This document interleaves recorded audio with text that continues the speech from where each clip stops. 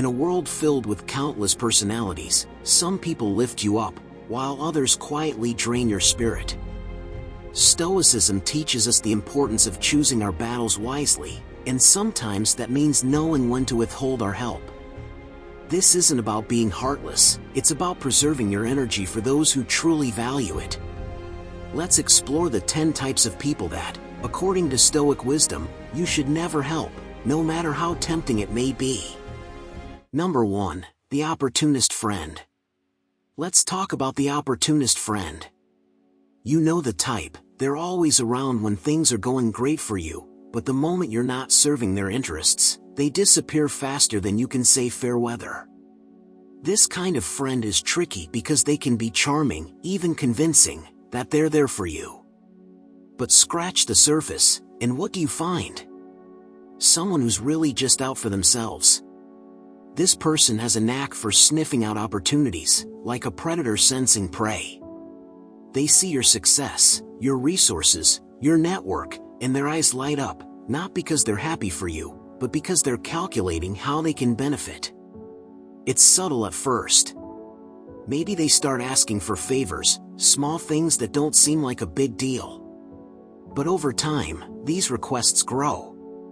Suddenly, you realize that your relationship is less about mutual support and more about you giving and them taking. And let's be clear, the opportunist friend is a master at disguising their intentions. They'll play the part of the loyal companion, offering compliments, sharing laughs, and maybe even lending a hand when it suits them. But notice how their help always comes with strings attached. There's always an expectation, a silent contract that you didn't agree to but are somehow bound by. It's like you're constantly on the hook, waiting for the other shoe to drop. Now, what makes this so insidious is that the opportunist friend knows how to exploit your goodwill. They understand that you're the kind of person who wants to help others, who believes in reciprocity. But in their world, the scales are always tipped in their favor. They'll take as much as you're willing to give and then some, without ever considering how they might reciprocate in a meaningful way.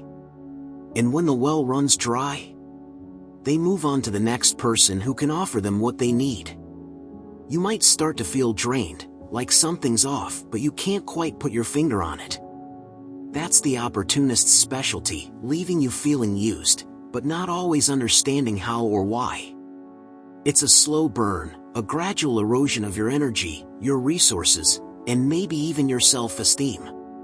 After all, if a so-called friend is constantly taking without giving, it can make you question your own worth. So what do? You set boundaries, clear and firm ones. You recognize that while it's noble to want to help others, not everyone is deserving of your generosity.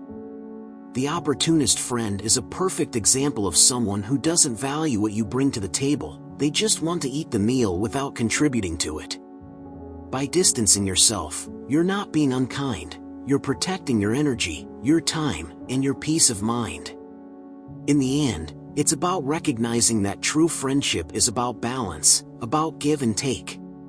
When you see that someone is only there to take, it's time to reconsider the role they play in your life. Don't feel guilty for pulling back, feel empowered. Because when you refuse to be an endless source of support for someone who's just in it for themselves, you're making room for the people who genuinely care about you, who are there for the right reasons. And those are the people who truly deserve your help. Number 2, the emotional blackmailer. Next, let's talk about the emotional blackmailer. This person? They're a master at pulling on the heartstrings in the most twisted ways. You might find yourself in a situation where you feel trapped, like you're carrying the weight of their emotions on your shoulders. And why? Because they've made you feel like it's your responsibility. But here's the thing, it's not. Emotional blackmail is sneaky, it's subtle, and sometimes you don't even realize it's happening until you're deep in the mess. This type of person knows exactly how to manipulate you, using guilt, fear, or obligation as their weapons of choice. They'll twist situations to make you feel like you owe them something, or worse, that if you don't comply with their demands, you're the bad guy. And let's be honest, No one wants to feel like the bad guy. These individuals thrive on your empathy. They know you care, that you have a big heart, and they exploit that. They'll play the victim card, presenting themselves as helpless or in dire need, but it's all part of the act. The moment you try to step back or say no, they'll ramp up the pressure.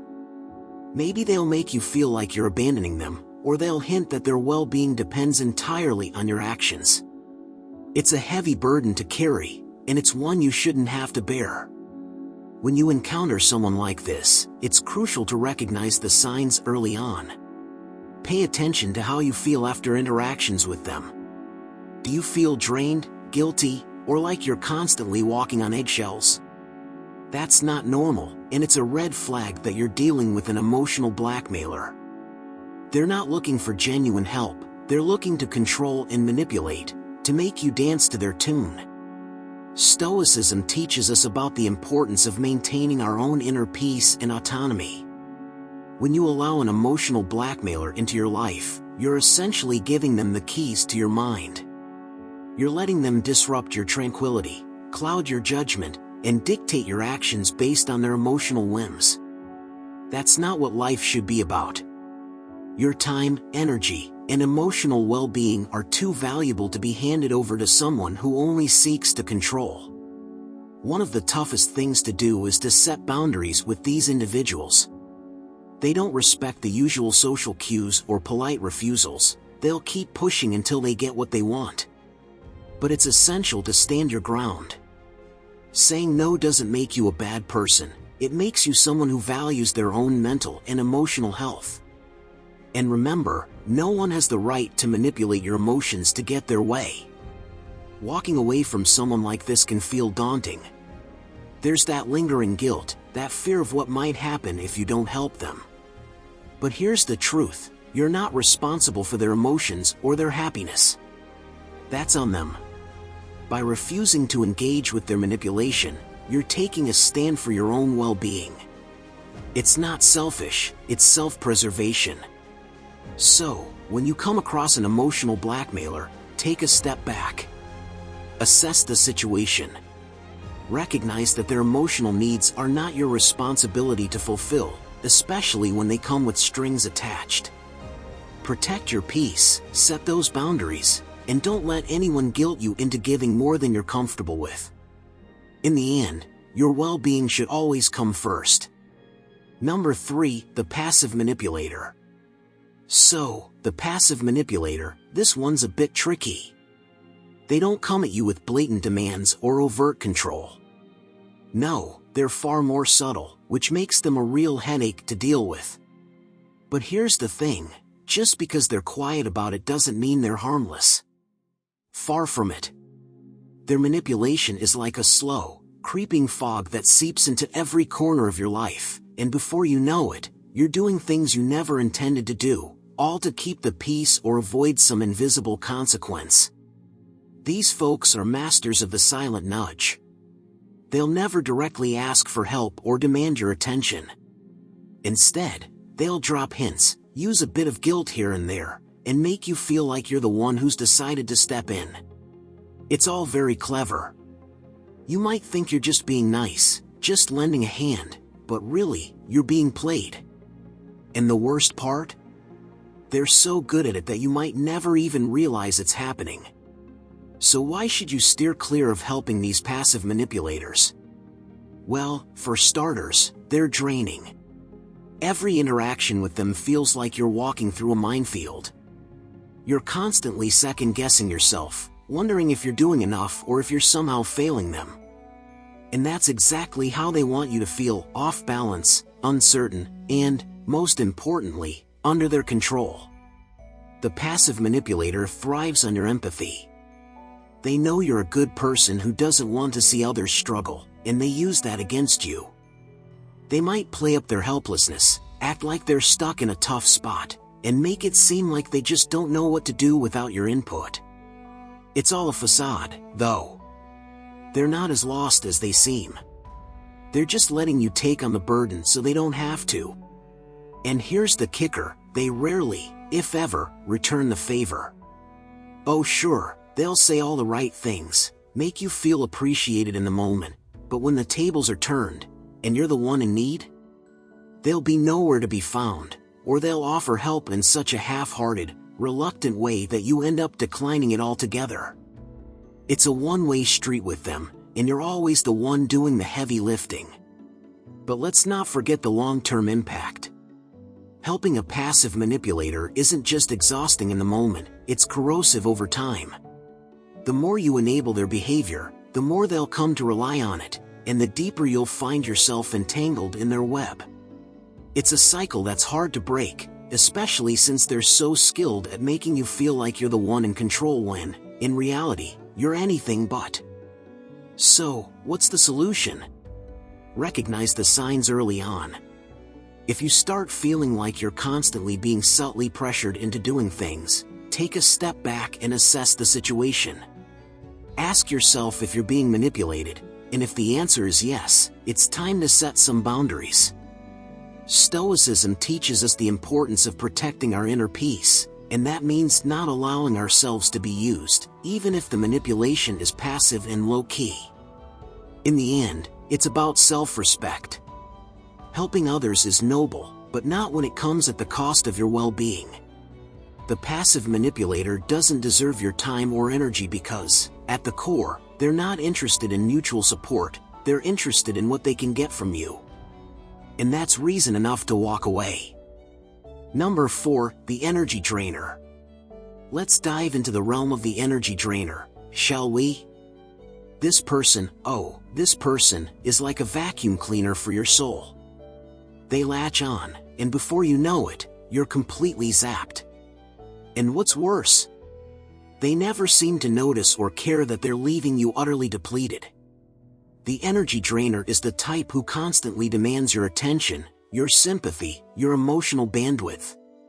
It's always something with them, some crisis, some drama, some never-ending pit of need that you're expected to fill. And they're relentless. Conversations with them feel less like a two-way street and more like you're being steamrolled by their endless flow of negativity, complaints, and problems that somehow become your responsibility. And here's the kicker. The energy drainer rarely, if ever, reciprocates. They're not interested in a balanced exchange where both of you support each other. Nope, it's all about them. They'll dump their worries, fears, and frustrations onto you without so much as a pause to ask how you're doing. And even if they do, it's more out of obligation than genuine concern. Because the truth is, they're not really listening. They're just waiting for their next turn to talk. Now, this isn't to say that you shouldn't be there for your friends when they're going through a tough time. That's what friendships are about, being there for each other in both the good times and the bad. But the energy drainer takes this to a whole new level. It's as if they thrive on the attention, on the drama, and on the fact that you're willing to sit there and soak up all their negativity like a sponge. But here's the thing, no one has an endless supply of energy. Even the most patient, giving person will eventually hit a wall when dealing with an energy drainer. And when you do, you might start feeling guilty. You might wonder if you're being selfish for wanting to protect your own well-being. But let's clear this up, it's not selfish to guard your energy. It's necessary. Because if you're constantly drained, how can you be there for anyone, including yourself? So, what's the move? Boundaries, my friend. Strong, clear, and unwavering boundaries. You've got to learn to say no when your well-being is at stake. That might mean limiting your interactions with the energy drainer or steering conversations away from their endless loop of complaints. It might even mean walking away from the relationship altogether if it's doing more harm than good. And don't fall into the trap of thinking you can fix them or save them from their own negativity. That's not your job. Your job is to take care of yourself, to ensure that your energy is spent on things and people that uplift you, not drain you. Remember, a true friend wants to see you thrive, not just use you as a dumping ground for their emotional baggage. In the end, it's about self-preservation. Stoicism teaches us to focus on what we can control, And one of the most important things we can control is where we invest our energy. Don't waste it on someone who's only going to drain you dry. Instead, protect it, nurture it, and spend it on the things and people that truly matter. Because your energy is precious, and you deserve to use it in ways that bring you joy, not exhaustion.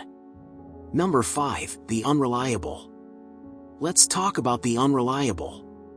You know the type, always promising the moon and the stars, but when push comes to shove, they're nowhere to be found. It's frustrating, right? You want to believe in them, trust them, count on them. But time and again, they let you down, leaving you to pick up the pieces. The thing with the unreliable is that they can be so convincing.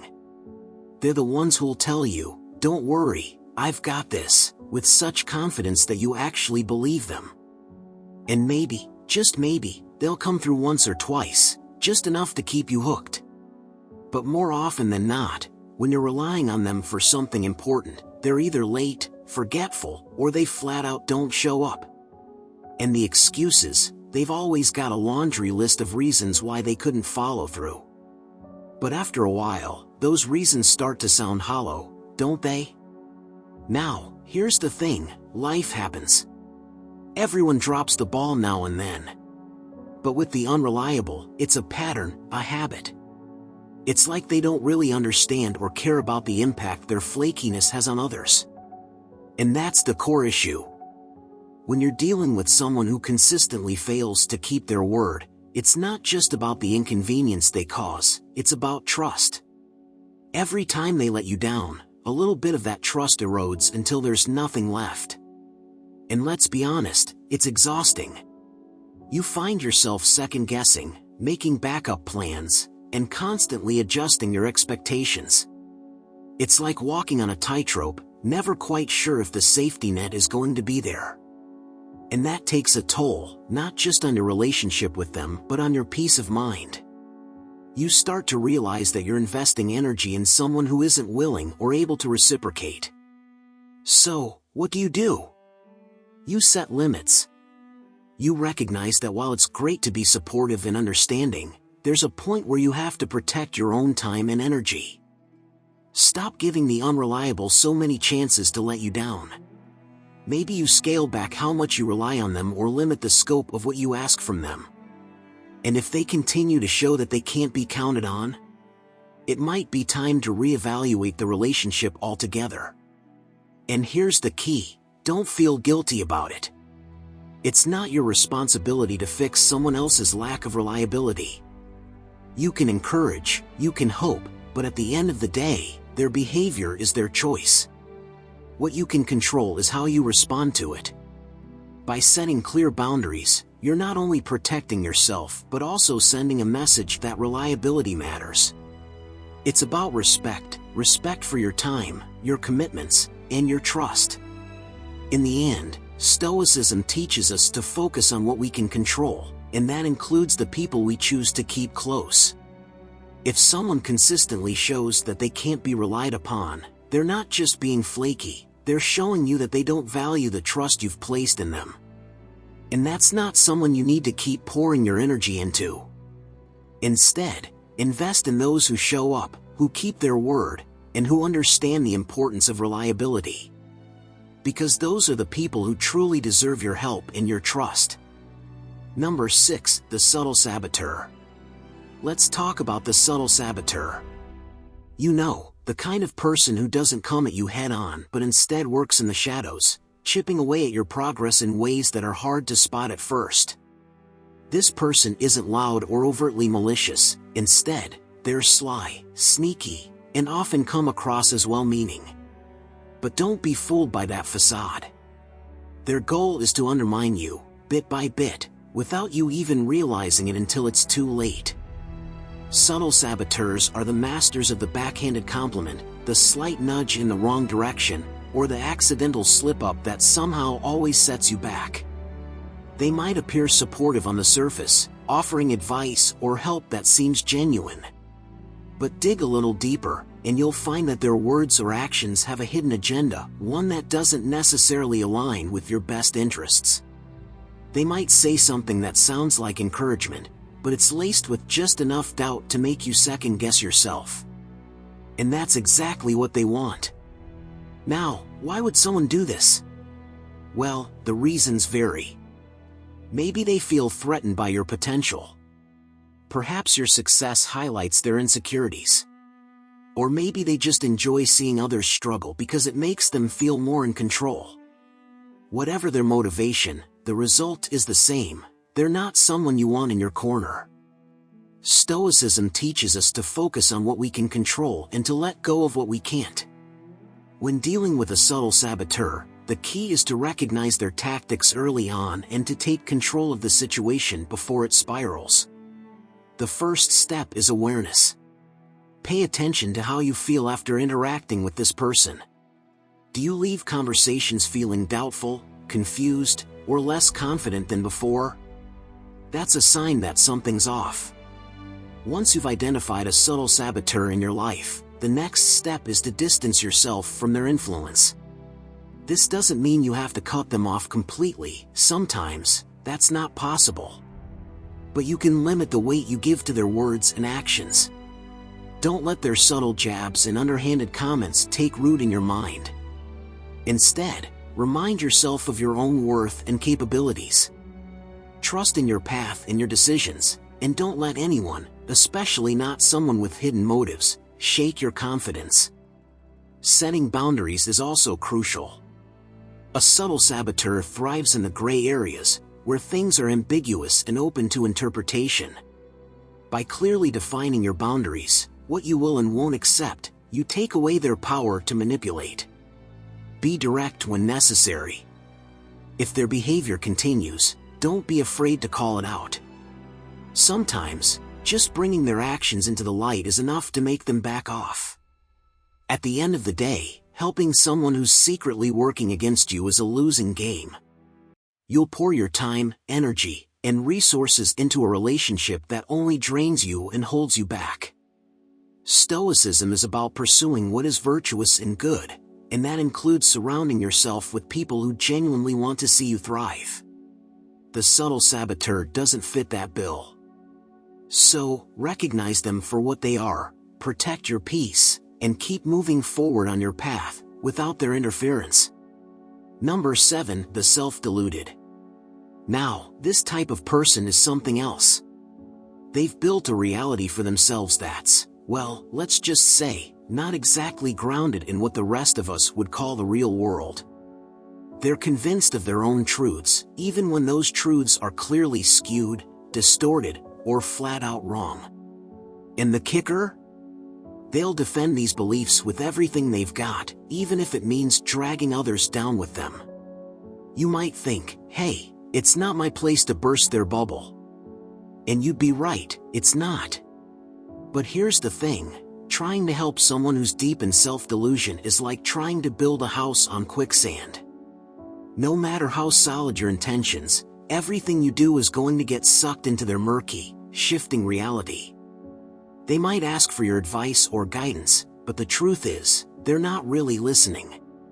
They're looking for validation of their distorted views, not a reality check.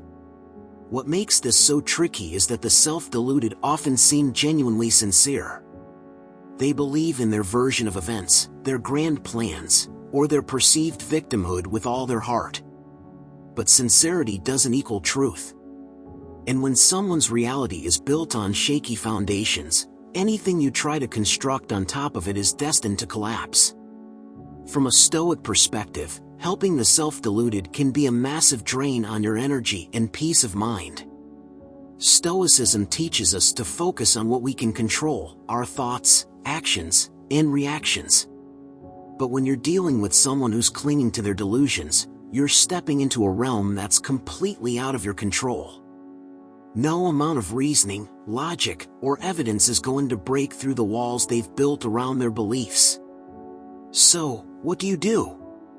The best course of action is often to step back. Let them navigate their own path, however twisted it might be. It's not your job to force them to see the truth. In fact, trying to do so might only strengthen their resolve to stay in their self-made bubble. Instead, Focus on maintaining your own clarity, your own understanding of reality.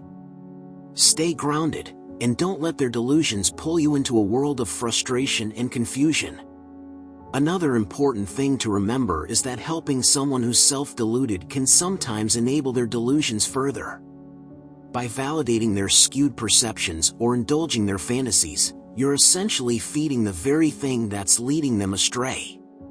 It's like giving a child more candy when they're already on a sugar high. It might keep them happy in the short term, but it's not doing them any favors in the long run. At the end of the day, Stoicism is about living in accordance with nature, with reality as it is, not as we wish it to be.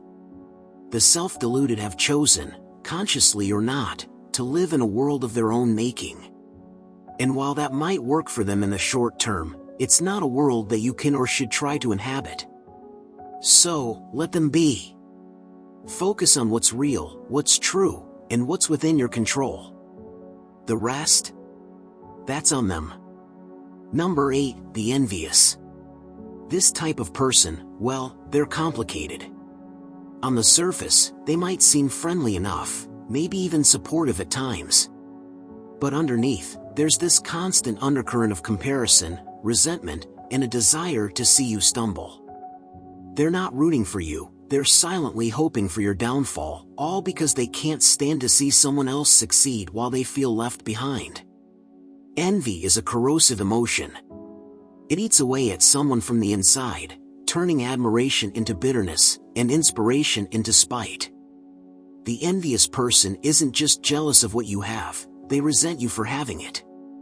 Whether it's success, happiness, relationships, or even just your peace of mind, they want what you have, but instead of working to achieve it themselves, they let that envy fester, turning it into something toxic.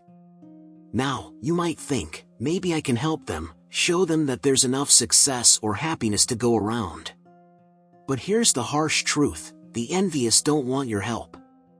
At least, not in the way you're thinking. Helping them achieve their goals doesn't erase their envy, it often amplifies it.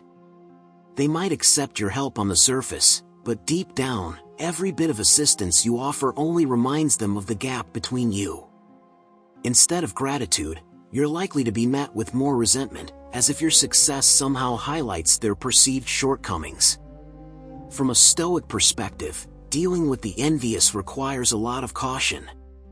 Stoicism teaches us to focus on our own path, our own virtues, and to not get caught up in the opinions or emotions of others.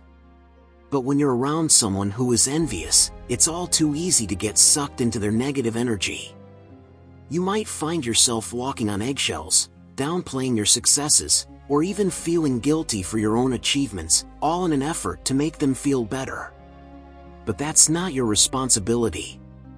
Your growth, your happiness, isn't something you should ever have to hide or diminish for someone else's comfort. Envy also has a way of distorting reality. The envious person sees the world through a lens of scarcity. They believe that your success somehow takes away from theirs, that there isn't enough good fortune to go around. But that's just not true. Life isn't a zero-sum game. Your achievements don't diminish anyone else's potential for success. Unfortunately, the envious can't see it that way. They're stuck in a mindset where your wins are their losses, and that's a hard thing to change. So, what do you do when faced with someone like this? The best approach is to keep your distance. Protect your energy and your peace of mind. You don't have to cut them off entirely, but be mindful of how much influence they have over you. Don't let their envy seep into your life, casting a shadow over your own joy and progress. Helping someone who is envious is a losing game. No matter how much you try to uplift them, their envy will always find a way to twist your intentions. Instead, focus on your own journey. Surround yourself with people who genuinely want to see you thrive, who celebrate your successes without feeling threatened by them. In the end, that's what will keep you grounded, content, and on the path that's truly yours. The envious? Let them wrestle with their own shadows, you've got better things to do. Number 9, the gossiper.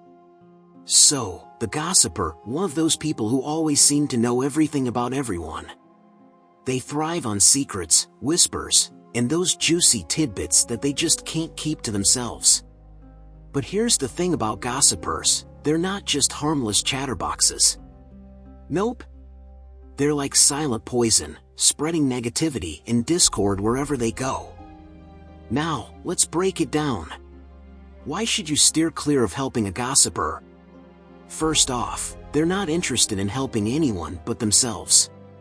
The moment you confide in them, or even worse, try to help them out, you're feeding their insatiable appetite for information. And trust me, whatever you share with them, no matter how personal or private, will likely find its way into the ears of others. It's their currency, after all. They trade in information, often bending it, twisting it, and turning it into something far more dramatic than it originally was. And here's where it gets really tricky. When you help a gossiper, you inadvertently become part of their web. They might start using your name in their tales, saying things like, "Oh, I heard from your name that," suddenly, you're dragged into the drama, whether you wanted to be or not. It's like getting caught in a spider's web. The more you struggle, the more entangled you become. Gossipers are also incredibly divisive. They sow seeds of distrust and create rifts between people. They'll tell you one thing, then turn around and tell someone else the complete opposite. Their goal? To keep the drama going, to ensure that they remain at the center of attention. And if you're helping them, even just a little bit, you're contributing to that chaos. But let's talk about the effect on your own peace of mind. Being around a gossiper is exhausting. You're constantly on edge, wondering if what you said will be twisted or taken out of context. You start second-guessing every conversation, every word, because you know it could all be turned into fodder for their next round of storytelling. It's mentally draining, and honestly, who needs that? Stoicism teaches us to value our inner tranquility, to focus on what we can control, and to avoid getting sucked into unnecessary drama. Helping a gossiper does the exact opposite. It pulls you into a vortex of negativity, and before you know it, you're wrapped up in conflicts and disputes that you never wanted to be a part of. So, what's the best course of action? Simple, don't engage. If you identify someone as a gossiper, keep your distance. Don't share personal details with them, don't get involved in their tales, and definitely don't offer them help. It might feel harsh, but in the long run, it's the best way to protect your peace and maintain your integrity. Remember, you can't control what others do, but you can control how you respond. And when it comes to gossipers, the best response is often no response at all. Keep your distance, protect your energy, and let them find someone else to draw into their web of words. You've got better things to do with your time, like living your life free from unnecessary drama. Number 10, the narcissist. Lastly, the narcissist, one of the trickiest types to spot at first, but once you see it, you can't unsee it. They're like a black hole of attention, constantly pulling everything and everyone into their orbit. But here's the kicker, no matter how much you give, it's never enough. Narcissists are all about them, all the time. And if you think you can help them out, change them, or make them see the light, well, you're in for a rude awakening. So why should you avoid helping a narcissist? Let's start with the basics. Narcissists are experts at making everything about them. It doesn't matter what the situation is, they'll find a way to turn the spotlight in their direction. Need help with something? They'll somehow make it about how amazing they are for offering a hand. But don't be fooled, there's always a string attached. They're not helping out of kindness, they're doing it because they expect something in return. And when that something isn't delivered, they'll make you pay for it, emotionally or otherwise. But here's where it gets really frustrating. Narcissists are masters of manipulation. They know just how to twist words and situations to make themselves look like the hero and you like the villain. They'll take your genuine attempts to help and spin them into proof of their superiority. And if you ever dare to call them out or set boundaries, watch out. They'll either turn on the charm to reel you back in or lash out in ways that leave you questioning your sanity. Helping a narcissist is like pouring water into a bucket with no bottom. No matter how much you give, it'll never be enough. They'll take and take, then take some more, leaving you drained and wondering why you ever bothered in the first place. And the worst part? They'll make you feel guilty for not giving more. It's a lose-lose situation where you're always on the back foot, always trying to catch up, and never getting anywhere. Stoicism teaches us to focus on what we can control, to maintain our inner peace, and to avoid getting entangled in the chaos of others. Narcissists are the embodiment of that chaos. They thrive on drama, on making everything about them, and on keeping others off balance. If you try to help them, you're just stepping into their game, a game where the rules are constantly changing and the only winner is them. So what's the alternative? Walk away. Seriously, just walk away. Narcissists don't change, at least not in the way you might hope. They're not interested in personal growth or in becoming better people, they're interested in feeding their ego. And the more you engage, the more you're just giving them what they want. Your energy, your time, your attention, all of it becomes fuel for their endless need for validation. In the end, helping a narcissist is like trying to fill a void that can never be filled. It's a drain on your resources, your emotions, and your well-being. Stoicism reminds us to protect our inner peace, to avoid getting caught up in the dramas of others, and to focus on what truly matters. And when it comes to narcissists, the best thing you can do is keep your distance. Save your energy for those who truly appreciate it, who value you as a person, not just as a means to an end. Remember, helping others is a noble act, but not everyone deserves your energy. Stoicism teaches us to focus our efforts where they truly matter, on those who appreciate and grow from our support. By recognizing and avoiding these 10 types of people, you protect your own peace and ensure that your kindness isn't wasted on those who only drain you. So, stay mindful, choose your battles wisely, and keep your circle filled with those who uplift you. Thanks for watching, and until next time, embrace the power of selective generosity.